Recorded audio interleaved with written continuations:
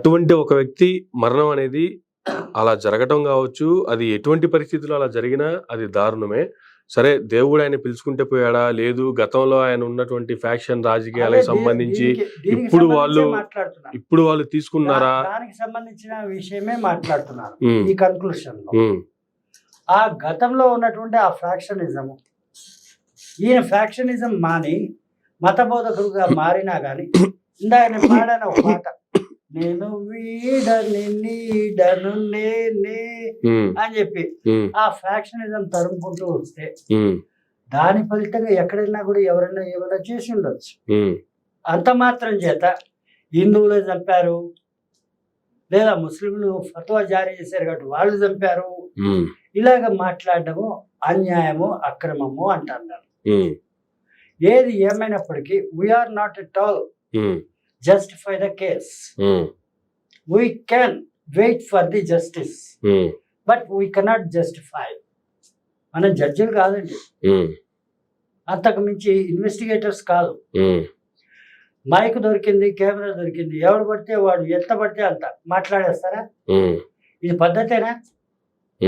ఇది responsible citizen చేయాల్సిన పనులేనా? అది ఏ మతస్థుడు అన్నది కాదండి. ఇక్కడ రాధా మనోహర్ దాసే అనుకుందాం ఉదాహరణకి, నేను చాలా బ్యాలెన్స్డ్ గా మాట్లాడుతున్నాను. ఆయన చేసేది తప్పని అన్నం, ఒప్పని నేను అన్నాం.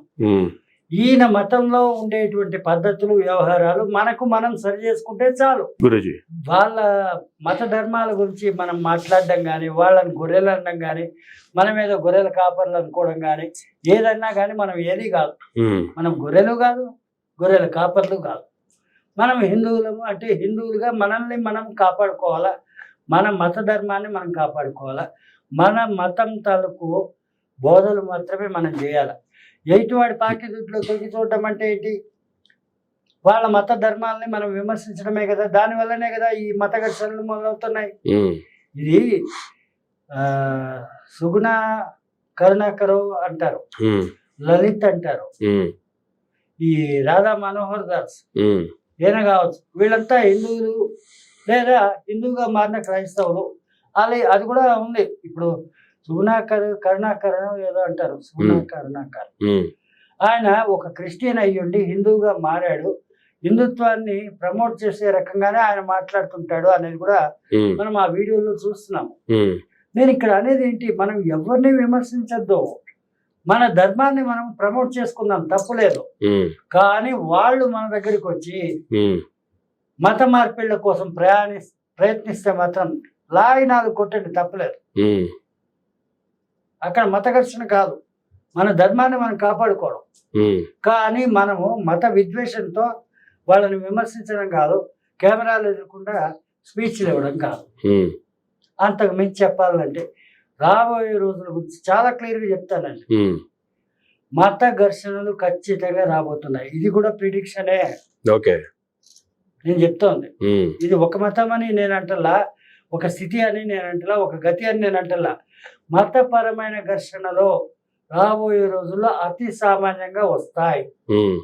కాబట్టి ప్రతి ఒక్కళ్ళు కూడా వాళ్ళ వాళ్ళ ఇళ్లలో కత్తులు, కటార్లు, వాళ్ళ భార్య పిల్లల్ని కాపాడుకోవద్దా? మెయింటైన్ చేయాలండి, తప్పే లేదు, ఆయనకి తగ్గేదే లేదు. కత్తులు కటార్లు లేని కొంప ఎప్పుడైనా సరే పరాయి వాడికి తేలిగ్గా ఆక్రమించబడుతుంది. అప్పుడు పెళ్ళాం పిల్లల మాన ప్రాణాలకు ఎటువంటి గ్యారంటీలు లేవు. ఇప్పుడు ఎవరైనా కానీ తన పెళ్ళాం బాగుండాలి, తన పిల్లలు బాగుండాలి, వాళ్ళు సేఫ్గా ఉండాలి, అవసరమైతే నేను చచ్చిపోయినా పర్వాలేదు. ఆ యొక్క త్యాగ నిరతి ప్రతి ఒక్క మగవాడిలో ఉంటుంది 100%. దానికి తగినట్టుగా తాను కూడా ఆయుధాలని సమకూర్చుకుని మెయింటైన్ చేయాలి అని అంటాను. ఆ లెక్కను చూసుకుంటే నా బెడ్రూమ్లో ఎక్కడ చూసినా ఆయుధాలే ఉంటాయి. నా ఇంటిని ఎవరు కన్నెత్తి చూసేదానికి ఆస్కారమే వేయను, చంపి పోగులు పెడతారు. నేను చాలా క్లియర్గా చెప్తా, ఏ మతం వాడికైనా సరే క్లియర్గా చెప్తా. ఇంతకు ముందు కూడా నేను ఒకానొక ఇంటర్వ్యూలో, అది బహిరంగ సమావేశం జరిగింది అప్పట్లో, గండ్రగొడ్డల్ని చేతితో పట్టుకుని చెప్పాను, నాకు కూడా ఎన్నో ఒత్తిళ్లతో కూడుకున్నటువంటి థ్రెడ్స్ ఉన్నాయి. ఆ థ్రెడ్స్ కరెక్ట్గా అదే నిజం అనుకుంటే, నేను చనిపోవడం ఖాయము అని నేను అనుకుంటే, నలుగురిని చంపకుండా మాత్రం నేను చావను, ఇది ఖచ్చితం అని చెప్పి గండ్రగొడ్డలి కెమెరా ముందే జులిపించి మరీ ఇంటర్వ్యూ ఇచ్చాను నేను. అదే మాటకు ఆ రోజు నేను ఇచ్చిన మాటకు ఈ రోజుకి నా స్టాండ్ ఒకటే. ఎవరైనా ఫ్యామిలీని కాపాడుకునేటువంటి క్రమంలో, వాళ్ళ ఫ్యామిలీ మెంబర్స్ ని కాపాడుకునే క్రమంలో ఎదురు తిరగటము లేదా అవసరాలను బట్టి ప్రవర్తించడం తప్పు కాదు.